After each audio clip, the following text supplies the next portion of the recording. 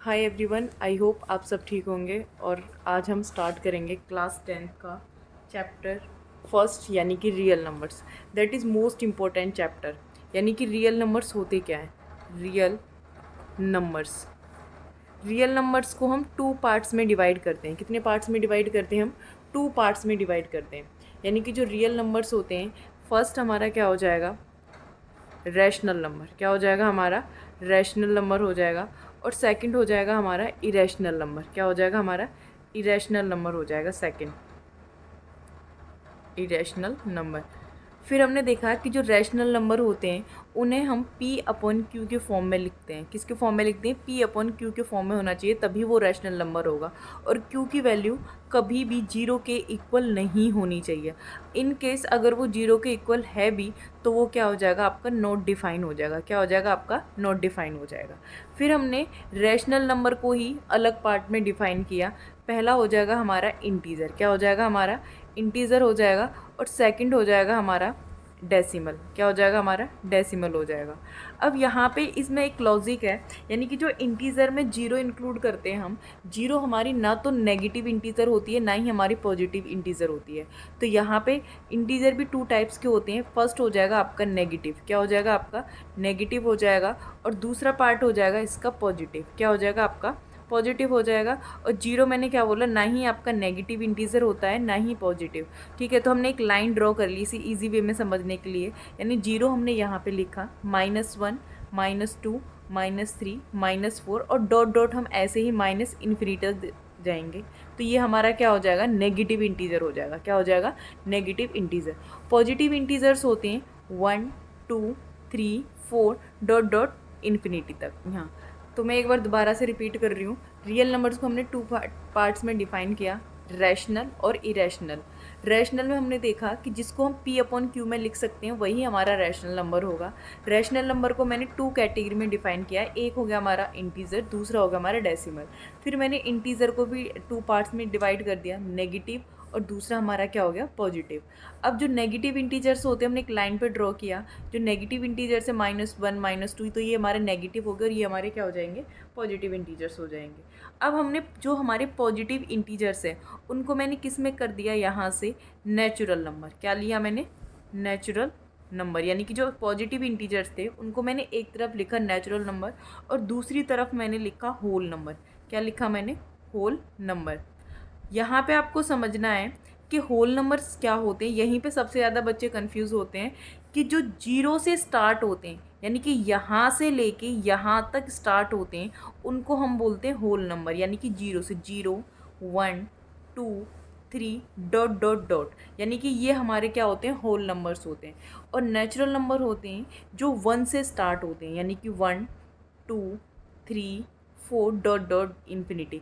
यानी कि जो नेचुरल नंबर होते हैं वो हमारे 1 से स्टार्ट होते हैं और जो हमारे होल नंबर होते हैं वो हमारे 0 से स्टार्ट होते हैं। तो क्वेश्चन यहाँ से बनता है कि ऐसा कौन सा होल नंबर है, यानी कि जो सबसे छोटा होता है। तो हमारा 0 सबसे छोटा होल नंबर होता है।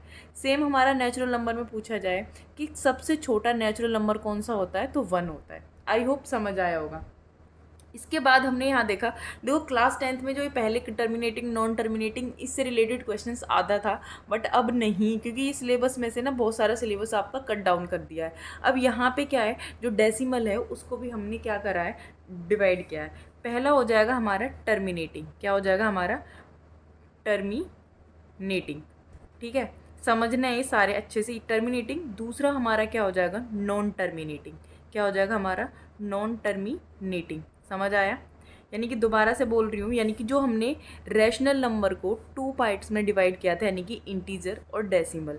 इंटीजर को हमने पढ़ लिया। इंटीजर हमारे दो पार्ट्स में डिवाइड करें, नेगेटिव और पॉजिटिव। नेगेटिव इंटीजर्स होते हैं -1, -2 डॉट डॉट। पॉजिटिव इंटीजर्स होते हैं 0 से इन्फिनिटी तक। फिर हमने पॉजिटिव इंटीजर्स को भी लिखा, एक तरफ लिखा नेचुरल नंबर और एक तरफ हमने लिखा होल नंबर।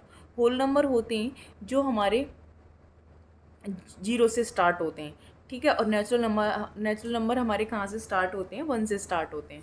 फिर हमने जो डेसिमल को हमने लिखा था, अब डेसिमल की तरफ आते हैं। जो हमारे डेसिमल होते हैं, एक होता हमारा टर्मिनेटिंग और एक होता हमारा नॉन टर्मिनेटिंग। जो हमारा टर्मिनेटिंग होता है उसी को हम क्या बोलते हैं? जो टर्मिनेटिंग, देखो टर्मिनेटिंग में क्या होता है कि एक मतलब कि किसी भी डिजिट से डिवाइड करने के बाद अगर वो पूरा पूरा कैंसिल आउट हो जाता है तो वो हमारे क्या होते हैं, टर्मिनेटिंग। जैसे मान लो मैंने यहाँ पे लिखा 2/5 है और मैंने 5 से इसको क्या किया, डिवाइड किया। क्या लिखा किया मैंने, डिवाइड किया। तो ये कितना आ जाएगा, 0.4 आ जाएगा। यानी कि ये यहाँ पे ख़त्म हो गया। क्या हो गया हमारा, ख़त्म हो गया ये। तो ये हमारा क्या हो जाएगा, टर्मिनेटिंग। और जो टर्मिनेटिंग ही होते हैं उन्हीं को हम रैशनल नंबर भी बोलते हैं। क्या बोलते हैं, रैशनल नंबर। ये याद रखना कि जितने भी नंबर आपके टर्मिनेटिंग होते हैं वो हमारे रैशनल नंबर भी होते हैं।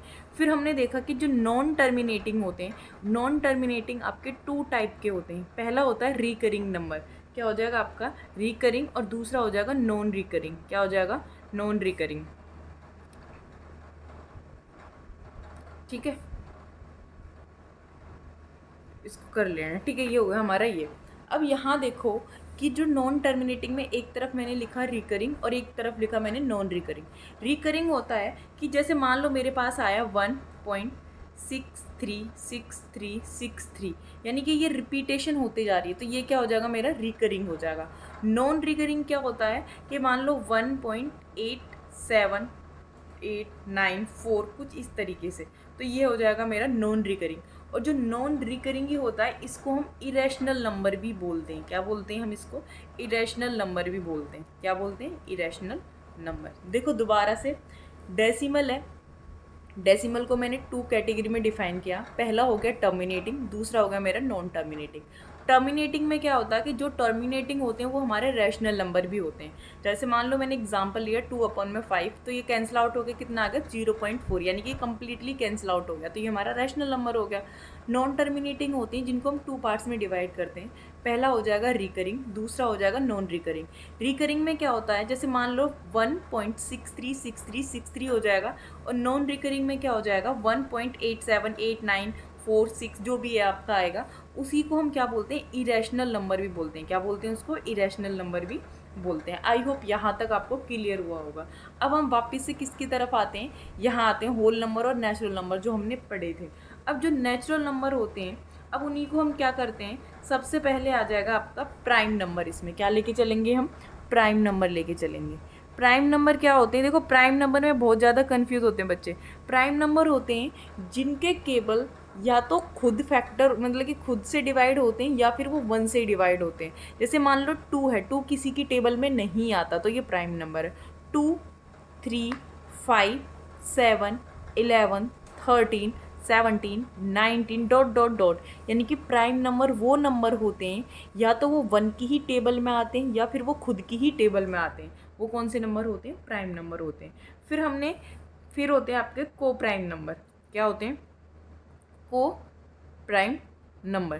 को प्राइम नंबर होते हैं, जैसे मान लो को प्राइम नंबर में आ जाएगा आपका जिनके, जैसे मान लो मैंने को प्राइम में लिखा 3, 5, तो ये आपका क्या है, को प्राइम नंबर है।